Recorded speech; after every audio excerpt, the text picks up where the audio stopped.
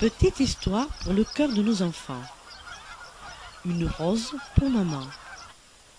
C'est la fête des mères et Jean-Claude veut offrir une rose à sa maman. Mais il n'a plus un sou en poche, car il a tout dépensé en sucreries. Il court rejoindre ses sœurs et leur demande de bien vouloir lui prêter quelques pièces. Elles refusent, car il ne leur rend jamais leur prêt. Dans le jardin, il pense cueillir les belles roses rouges framboises du rosier de maman. Pourtant, celle-ci interdit de toucher aux fleurs du jardin. Laissez-les vivre, dit-elle tout le temps. Comme si les fleurs étaient vivantes, pense-t-il agacé. Puis, tout joyeux, il se rassure. Elle ne dira rien si je cueille les belles roses pour sa fête. Il s'approche des fleurs et voilà. Il va les couper quand une petite voix lui crie « Que fais-tu, petit garçon ?» Il regarde autour de lui et ne voit personne. Il s'approche à nouveau du rosier. Cette fois, la voix se fait plus autoritaire. « Arrête !» Un papillon multicolore se pose sur le bout de son nez.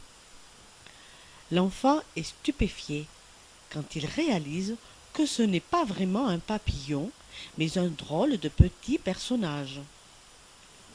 Il a deux ailes aux couleurs splendides. Il est amusant avec son visage couleur pomme et ses immenses yeux, verts, brillants comme deux émeraudes.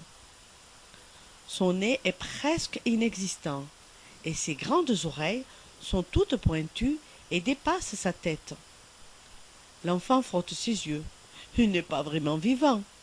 « Et quoi encore ?» s'écrie une petite voix aiguë.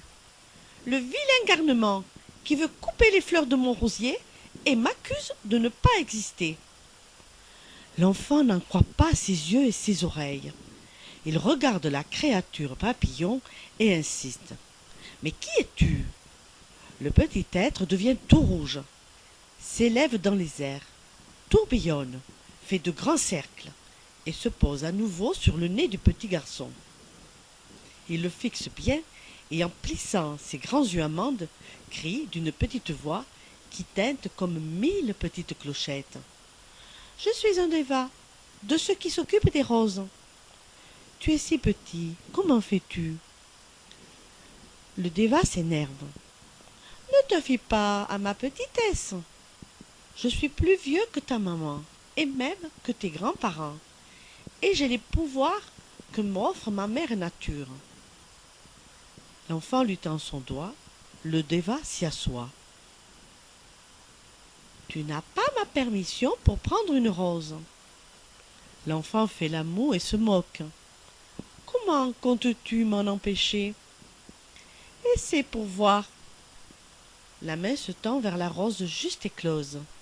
Mais à peine les doigts se posent sur la tige que la main se fige, se durcit et ne peut plus bouger. « J'ai mal, je ne sens plus mes doigts, » pleurniche l'enfant, qui essaie encore de les bouger. Mais rien n'y fait, il reste dur comme du bois. Il s'énerve puis sanglote. Sur ses joues de grosses larmes toutes brûlantes coulent. « Voilà ce qui en est des petits garçons qui veulent défier un déva, » dit le petit être papillon. L'enfant l'implore. « Pardon, je voulais simplement une rose pour la fête de ma maman. » Le déva est tout ému. Avec douceur, il murmure. « Que me donnes-tu en échange de mes fleurs ?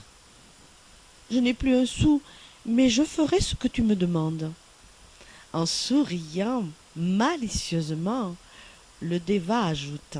« Eh bien, il me semble que bien souvent, ta maman te prie de bêcher les pieds de mes rosiers, afin d'ôter les herbes qui les envahissent, les étouffent.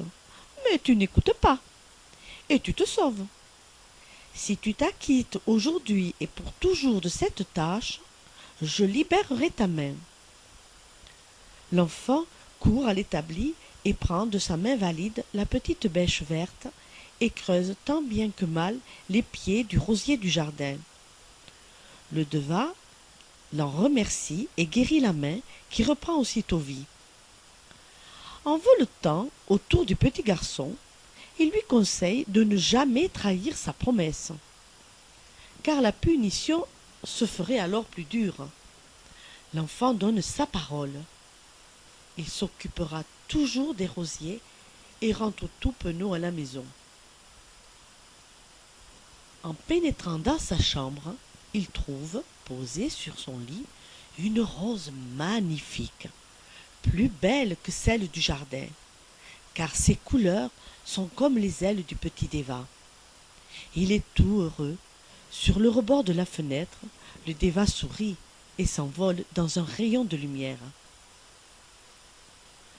Maman a reçu pour sa fête la fameuse rose. Elle est pensive. Elle sourit et murmure en regardant l'enfant. Cette rose est si belle. Elle a dû coûter plus cher que tu ne pensais. Jean-Claude lève sa petite frimousse et ajoute mystérieux. Le prix de ne plus désobéir et de ne jamais cueillir une rose du jardin. Maman l'embrasse tendrement. Depuis ce jour, les rosiers du jardin ne sont plus envahis d'herbe, et pour remercier la main mystérieuse et précieuse qui les nettoie, ils fleurissent et embaument le jardin et la chambre de maman qui est toute heureuse. Depuis sa rencontre avec le joli Déva, Jean-Claude respecte et prend soin de toutes les plantes, des arbres et des fleurs, car il sait maintenant que chacune d'elles a pour ami une fée ou un Déva qui l'accompagne et qui l'aime.